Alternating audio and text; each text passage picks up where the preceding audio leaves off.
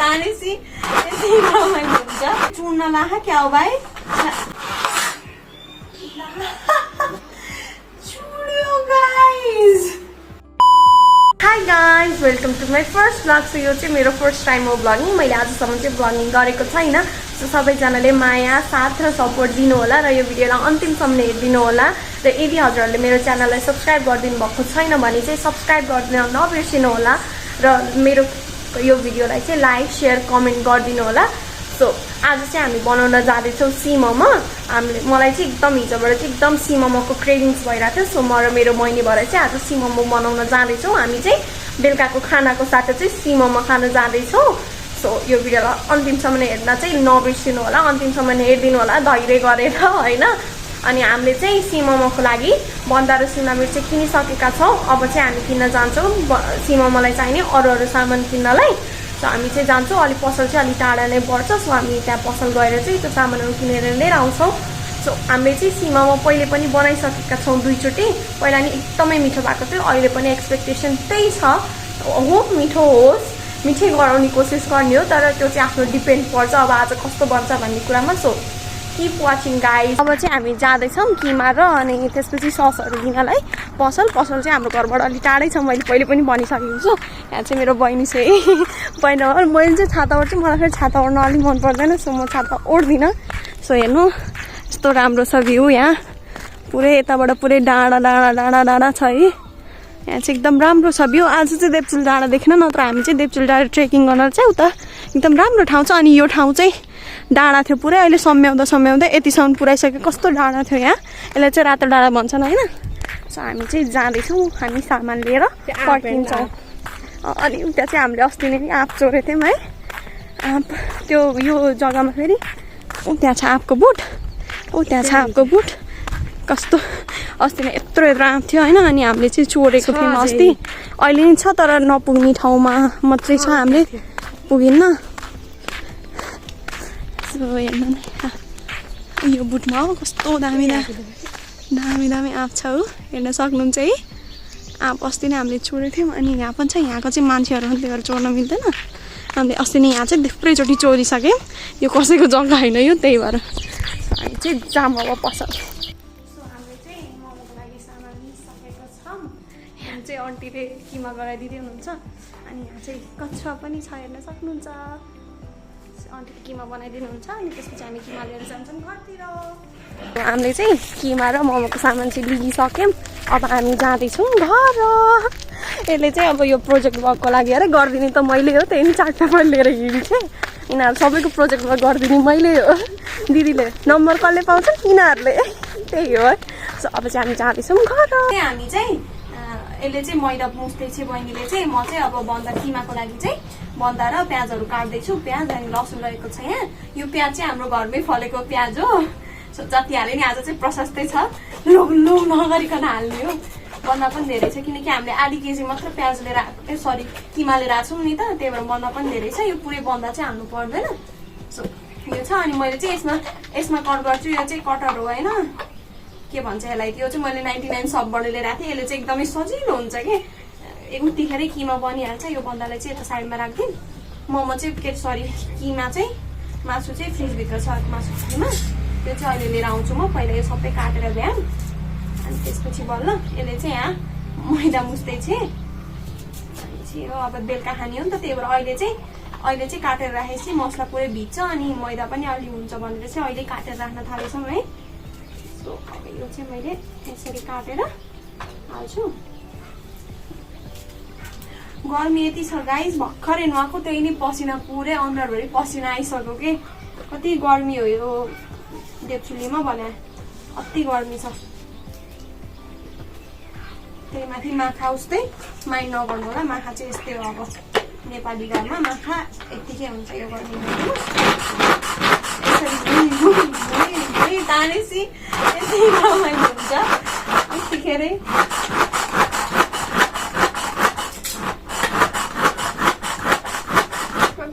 चुड्न ला क्या हो भाइ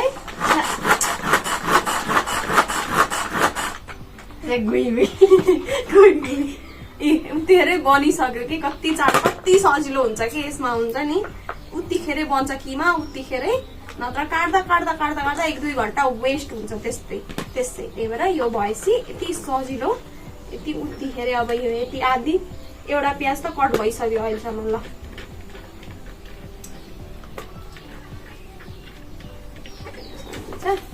प्याज मैले काटेको छु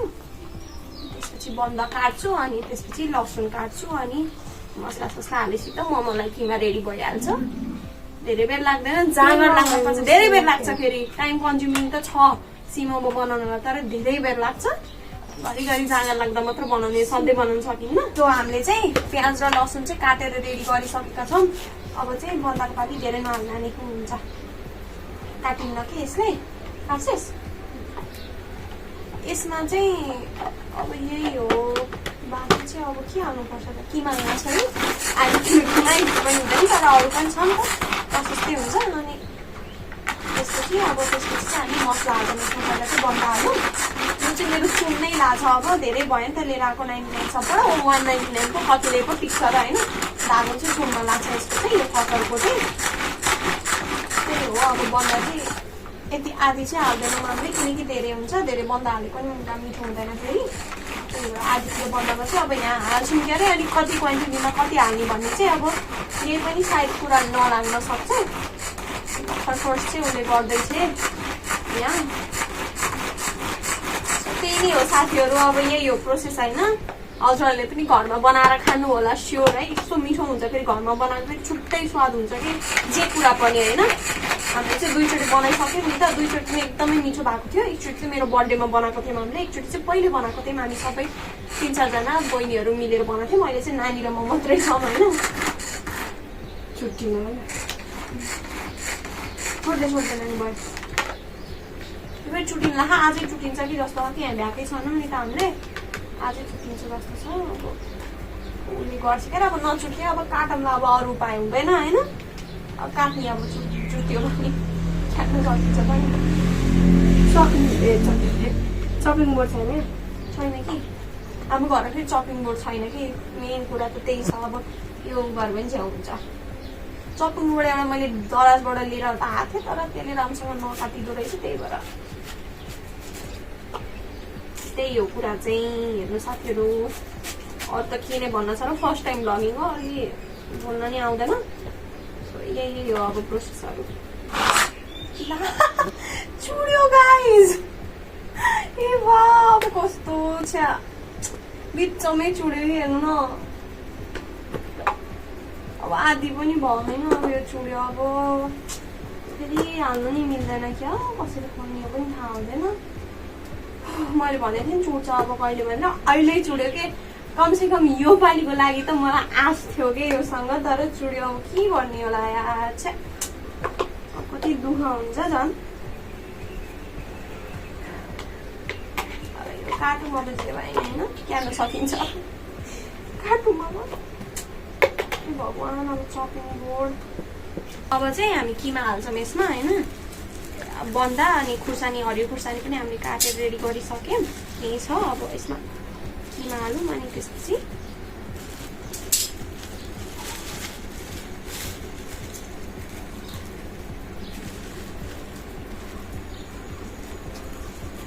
किमा हालिसक्यौँ अब हामीले यता राख्यौँ माखाले भन्नुहुन्छ भने यति डिस्टर्ब हानेछ आमामा कुरा नगरी साध्दैछ यहाँ माखाको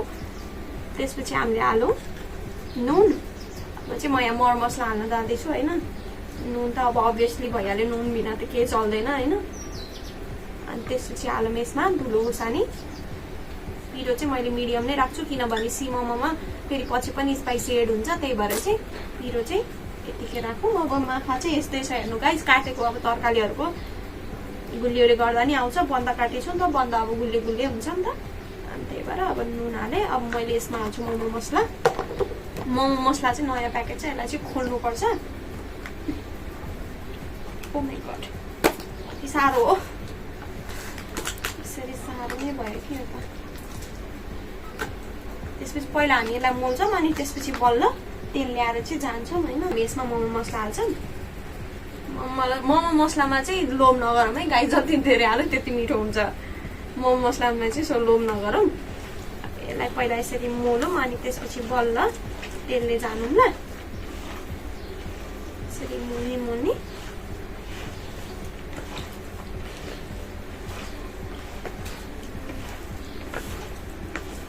स्मेल आहा नि गाइस भन्न सकिन्न कि यति मिठो स्मेल आहा भन्ने कुरा अझै मोमोसलाई यति हालम थोरै भयो जस्तो लाग्यो मलाई चाहिँ यस्तो मिठो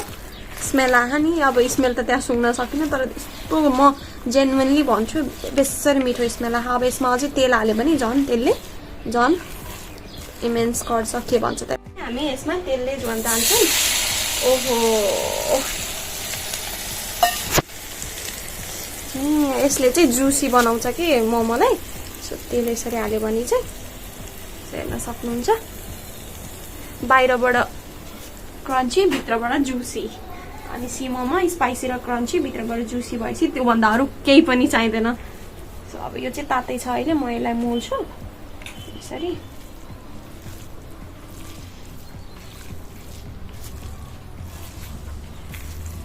कस्तो मिठो स्मेल आयो नि गाइस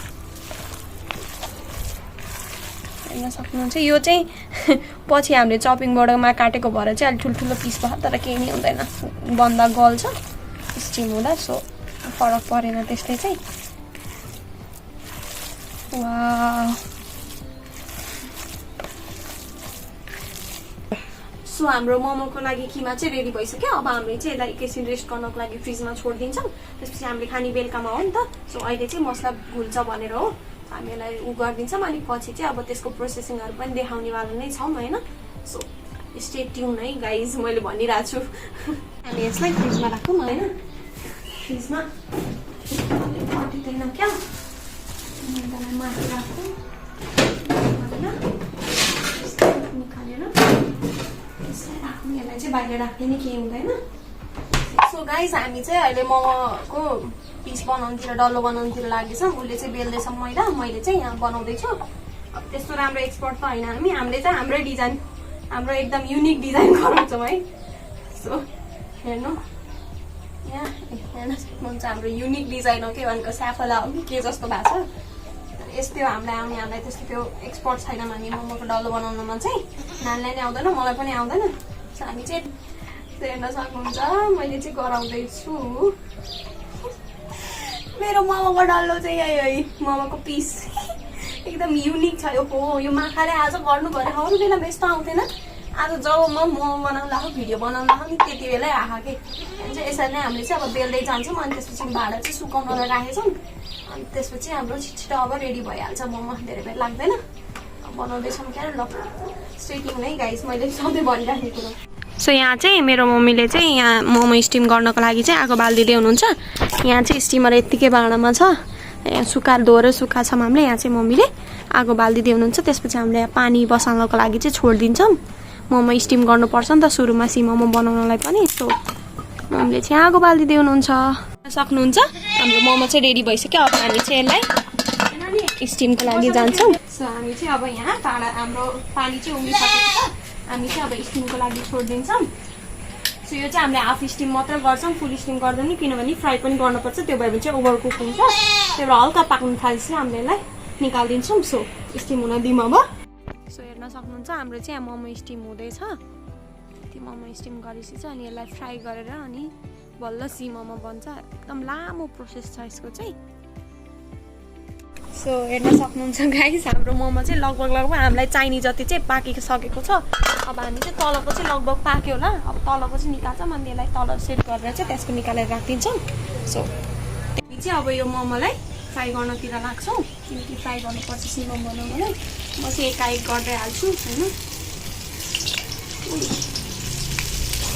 कस्तो आज मौसम चाहिँ कस्तो पानी पर्ला जस्तो गरेको छ छिटो पकाएर खाइहाल्नुपर्छ अब चाहिँ पानी पऱ्यो भने चाहिँ आउँछ किनकि हामी चिनी बसेको छैनौँ सो हेर्नु अब फ्राई म चाहिँ यतिको फ्राई हुनुपर्छ रेड हुनुपर्छ तब बल्ल मिठो हुन्छ मोमो बनाउँदाखेरि स्पाइसी हाल्दा चाहिँ यतिकै फ्राई गर्नु सबैलाई अनि त्यसपछि चाहिँ फेरि यही कराईमा हामीले स्पाइसी हालेर चाहिँ पकाउनेछौँ यसलाई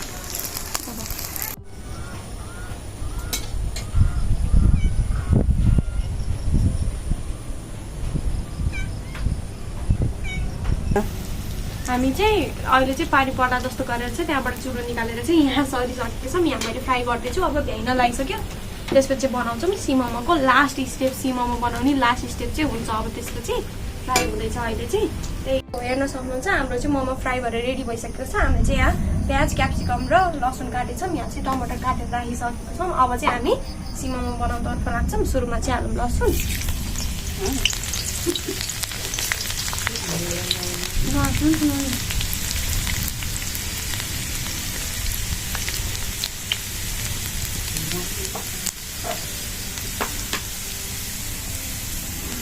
त्यसपछि हाल्छौँ धुलो खुर्सानी। धुलो खुर्सानी चाहिँ एकदम हाल्नुपर्छ किनकि यो चिली स्पाइसी हो। सो धुलो खुर्सानीमा लोभ नगरौँ। त्यसपछि हामीले हाल्छौँ, अब यसमा हाल्छौँ प्याज। यो प्याज चाहिँ हामीले हाफ कुक मात्र गर्नुपर्छ, फुल कुक गर्नु हुँदैन। सो हामीले चाहिँ यो प्याजलाई र क्याप्सिकमलाई हाफ कुक गर्छौँ। सक्नुहुन्छ यही नै हो प्रोसेस चाहिँ। अब पुरै चाहिँ अब रेसिपी अब घरमा पाइहाल्छ चाहिँ।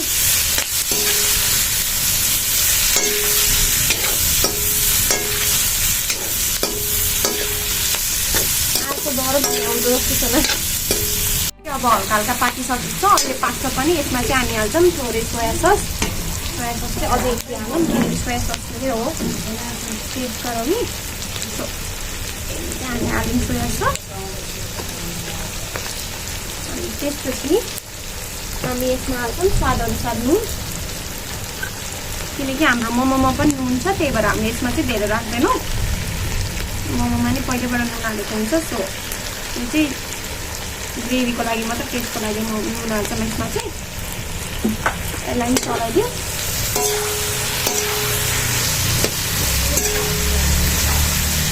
यही हो साथीहरू प्रोसेस चाहिँ। अब म चाहिँ सबै हालिसकेको छु। हजुर चाहिँ फाइनल लुक देखाउँछु यसको। हेरिदिनु। अघि चाहिँ मैले यसमा चाहिँ एउटा चिज मिस्टेक गरेछु। मैले चाहिँ टमाटर हालिसकेँ, अघि चाहिँ मैले सस हाल्न बिर्सेछु। सो मैले अहिले चाहिँ सस हालेँ, केही फरक पर्दैन। तर पहिले हालेको चाहिँ राम्रो हुन्छ।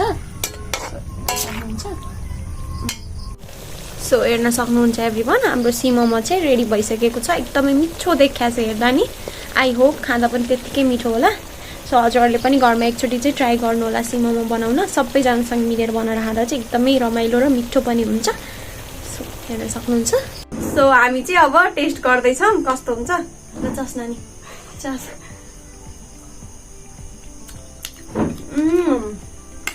यस्तो मिठो भयो, दामी भयो। पिरो नि खाने। हजुरहरूले पनि प्लिज एकचोटि चाहिँ ट्राई गर्नु होला है घरमा। सबै ग्रुपहरूसँग बसेर खाँदा चाहिँ अझै मिठो हुन्छ। So thank you so much for watching this video everyone. I hope you like it. This is my first vlog. So फेरि पनि मैले भ्लगहरू गराउने नै छु। So thank you so much everyone. Bye by.